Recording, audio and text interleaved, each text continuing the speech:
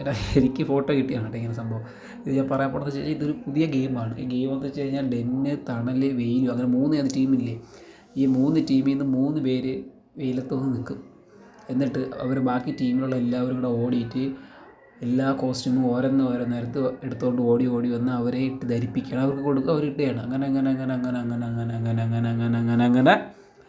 ഏറ്റവും കൂടുതൽ ഡ്രസ്സ് ധരിക്കുന്നയാളാണ് വിജയ്.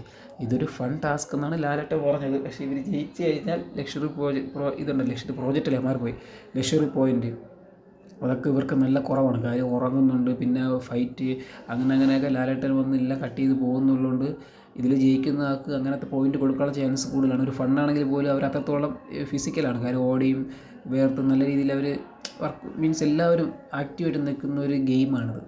അപ്പോൾ എന്തായാലും നമുക്ക് കാണാം, കണ്ടു തന്നെ അറിയണം ആര് ജയിക്കും ആര് ജയിക്കില്ല എന്ന് കാണാം. ശേഷം ഭാഗം ലാലേട്ടൻ്റെ കൂടെ സ്ക്രീനിൽ കാണാം ഗൈസ്. വരൂ.